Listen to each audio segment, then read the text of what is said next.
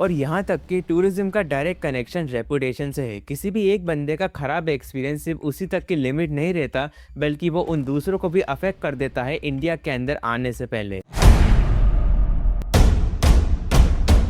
आज ताजमहल के पीछे उस यमुना के गंदे पानी और उस कचरे को देखते हैं, तब जाके फॉरेन टूरिस्ट को ताजमहल की असली सच्चाई पता चलती है। हमारा देश टूरिस्ट के लिए एक बजट फ्रेंडली देश है, लेकिन यहाँ पर ओवर चार्जिंग और ओवर प्राइसिंग एक सबसे बड़ी प्रॉब्लम है। लेकिन इसके पीछे का ऐसा क्या कारण है कि इंडिया के अंदर इतने कम टूरिस्ट आते हैं?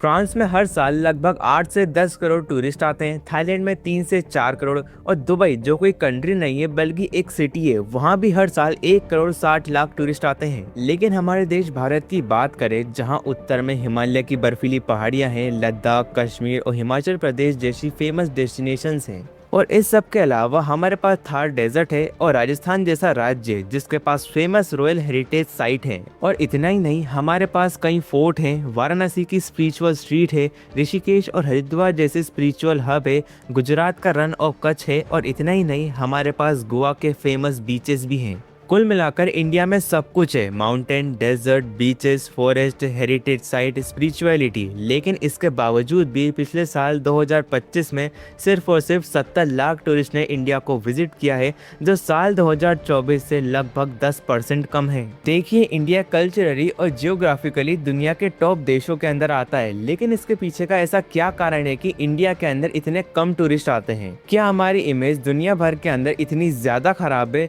या फिर हमारे देश के अंदर सुविधाओं की कमी है, या फिर इसके पीछे की तो कुछ और ही वजह है? इसलिए इस वीडियो को एंड तक जरूर से देखिएगा, इन सभी सवालों के जवाब आपको मिल जाएंगे। लेकिन वीडियो के अंदर आगे बढ़ने से पहले वीडियो को लाइक करके चैनल को सब्सक्राइब करना बिल्कुल मत भूलिएगा, ऐसे ही वैल्यूएबल कंटेंट को देखने के लिए। लेकिन इस वीडियो में आगे बढ़ने से पहले सबसे पहले आप इन क्लिप्स को देखिए, और इन क्लिप्स को देखने के बाद आपको धीरे धीरे सारे पिक्चर क्लियर होने लगेगी। यह वीडियो बेंगलोर का है, जहाँ पर नीदरलैंड का एक टूरिस्ट वहाँ के लोकल मार्केट के अंदर घूम रहा था, और उतने में ही वहाँ का एक लोकल बंदा आता है और उसे बिना किसी वजह के परेशान करने लगता है। अब इस वीडियो को आप लोग खुद ही देख लीजिए, क्योंकि इंडियंस की इन हरकतों को देखने के बाद मुझे इस वीडियो को एक्सप्लेन करने में शर्म सी आ रही है।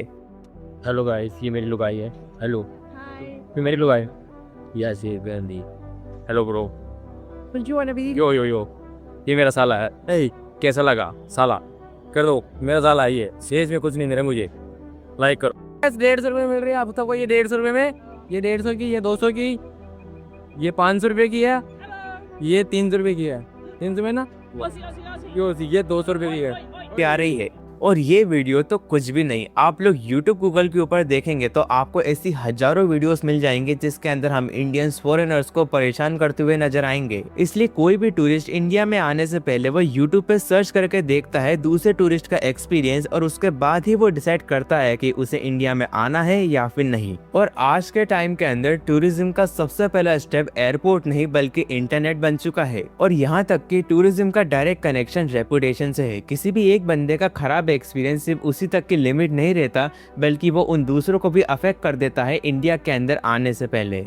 देखिए, इंडिया के अंदर जब भी कोई फॉरेन टूरिस्ट विजिट करता है तो उसको इंडिया को लेकर सबसे बड़ी कंप्लेन होती है साफ सफाई को लेकर।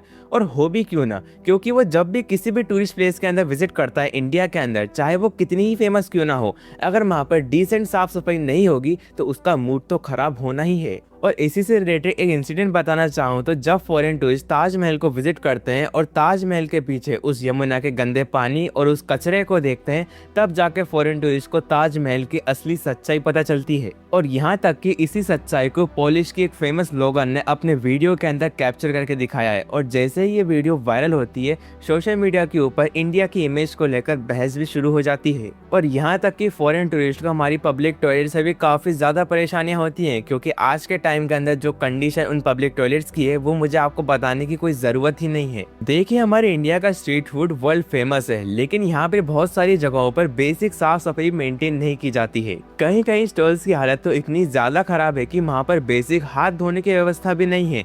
खाने को धूल और पॉल्यूशन के अंदर खुले में रखा जाता है और ऑयल को बार बार रीयूज भी किया जाता है। और अपने इंडिया में तो लोग एडजस्ट कर लेते हैं, लेकिन बाहर के लोग एडजस्ट नहीं करते। उनको हर वक्त ये डर लगा रहता है कि वो ये सब खाना खा के कहीं बीमार ना हो जाए। और ये सब कुछ हमारे इंडिया के अंदर ओपनली हो रहा है और कोई भी इसके लिए स्ट्रिक्ट एक्शन भी नहीं ले रहा है। और अपनी इंडिया की कंडीशन को फॉरेन कंट्रीज से कंपेयर किया जाए तो सिंगापुर के अंदर साफ सफाई मेंटेन न करने पर हैवी फाइन्स लगाए जाते हैं। और जब भी जापान के लोग कहीं पे कचरा फैलाते हैं तो वो उस कचरे को खुद उठाकर अपने साथ लेके जाते हैं। और यहाँ तक कि टोक्यो और दिल्ली की पॉपुलेशन लगभग सेम है, लेकिन फिर भी टोक्यो के अंदर सब कुछ मेंटेन है। इंडिया में घूमने की जगह कमी तो बिल्कुल भी नहीं है, लेकिन सबसे बड़ा टास्क है वहाँ पर पहुँचना, क्योंकि यहाँ पर रोड की कंडीशंस बहुत ज्यादा खराब हैं और ट्रैफिक भी इतने बुरे हाल में है। यदि आप यहाँ पर एक बार फंसते हैं तो आपके घंटों निकल जाएंगे और आपको पता भी नहीं चलेगा। और इतने ही नहीं, फॉरेन कंट्रीज में हॉर्न बजाते हैं इमरजेंसी सिचुएशन में, लेकिन बात करें हमारे इंडिया के बारे में तो यहाँ पे बिना कोई रीजन के अननेसेसरी हॉर्न बजाते हैं, जिसकी वजह से जो फॉरेन टूरिस्ट है वो बिल्कुल परेशान हो जाते हैं। देखिए हमारे इंडिया में तो रोड क्रॉस करना भी कोई आसान बात नहीं है, क्योंकि हम जैसे ही रोड क्रॉस करने जाते हैं तो ड्राइवर और गाड़ी तेजी में निकालने की कोशिश करता है ताकि वो हमसे पहले निकल जाए और उसका समय वेस्ट ना हो। लेकिन बात करें जापान में तो जापान में ऐसा बिल्कुल भी नहीं होता है। यदि किसी ड्राइवर ने देख लिया कि कोई व्यक्ति रोड क्रॉस कर रहा है तो वो सामने से गाड़ी रोकेगा और तब तक वेट करेगा जब तक वो रोड क्रॉस ना कर दे। हमारे यहाँ या तो फुटपाथ होते नहीं है या फिर होते भी हैं तो उस पे गाड़ियाँ खड़ी होती हैं। हमारे इंडिया की पहचान है हमारी ट्रेन्स, लेकिन यहाँ पर भीड़ भी एक डार्क रियलिटी है। हर टाइम इतना क्राउड होता है कि टूरिस्ट देखकर ही डर जाता है। देखिए हमारा देश टूरिस्ट के लिए एक बजट फ्रेंडली देश है, लेकिन यहाँ पर ओवर चार्जिंग और ओवर प्राइसिंग एक सबसे बड़ी प्रॉब्लम है। रिसेंटली जनवरी 2026 में मुंबई के कैब ड्राइवर ने एक यूएस टूरिस्ट से सिर्फ 400 मीटर की ट्रिप के लिए 18,000 रुपए चार्ज कर दिए। बाद में ड्राइवर को अरेस्ट भी कर लिया गया, पर इससे तो इंडिया की इमेज खराब हुई ना। इंडिया गलत नहीं है, गलत हम है, यानी कि हम इंडियंस। देखिए सच बोले तो इंडिया में जो टूरिस्ट की कमी आई है ना, उसके पीछे एक सबसे बड़ा रीजन है हमारी ब्रांडिंग फेलियर। जी हाँ, हम हमारे स्लोगन में कहते जरूर हैं इनक्रेडिबल इंडिया, लेकिन ये सब कुछ अब आउटडेटेड हो चुका है। हमें कुछ नया ट्राई करना चाहिए जिसकी वजह से टूरिस्ट वापस से इंडिया आने के लिए मजबूर हो जाए।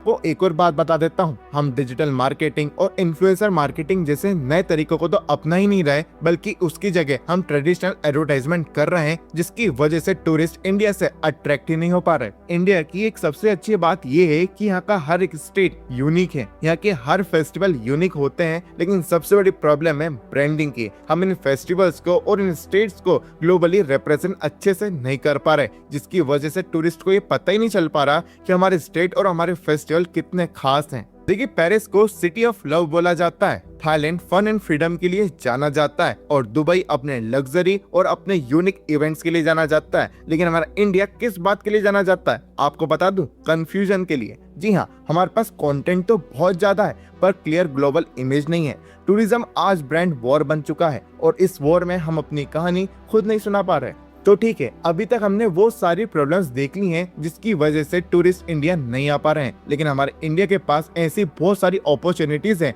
यदि हम उनको सही तरीके से यूज करें तो हम टूरिज्म को बढ़ावा दे सकते हैं। और वो अपॉर्चुनिटीज क्या है, चलिए जानते हैं।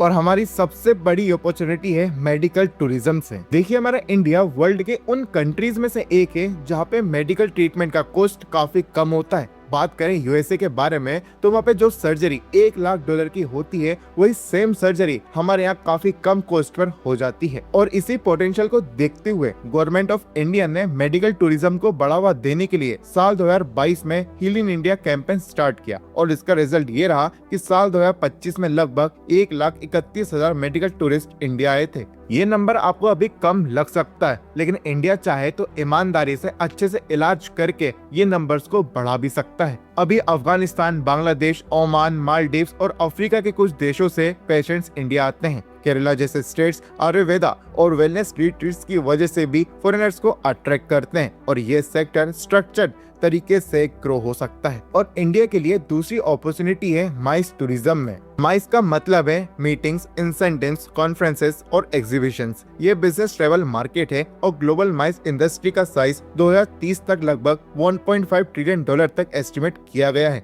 इंडिया का शेयर इसमें अभी तक सिर्फ अराउंड 1% के आसपास है। और आपको बता दें, बिजनेस ट्रेवलर्स नॉर्मल टूरिस्ट से ज्यादा स्पेंड करते हैं और इसका रियल लाइफ एग्जांपल हमें देखने को मिलेगा दुबई एक्सपो में, जहाँ पे मिलियंस ऑफ टूरिस्ट एक साथ आते हैं और अच्छा खासा अमाउंट स्पेंड करते हैं, जिससे दुबई की जो इकोनॉमी है उसमें एक बूस्ट मिलता है। और इंडिया की अगली अपॉर्चुनिटी है स्पिरिचुअल टूरिज्म में। इंडिया स्पिरिचुअल टूरिज्म का नेचुरल हब हो सकता है। नालंदा जैसे हिस्टोरिकल साइट्स पर फॉरेन विजिटर्स आते हैं, पर फैसिलिटीज लिमिटेड होती हैं। ऑटो गाइड्स, क्लियर सराउंडिंग्स और टूरिस्ट सर्विसेज में भी हमें गैप देखने को मिलते हैं। तो देखिए, अपॉर्चुनिटीज तो बहुत सारी हैं, बस क्वेश्चन यहाँ पर यही है कि हम इन अपॉर्चुनिटीज का फायदा उठा भी पाएंगे या फिर नहीं। मुझे नीचे कमेंट्स में बताइएगा और ऐसे वैल्यूएबल कंटेंट के लिए just do follow and subscribe.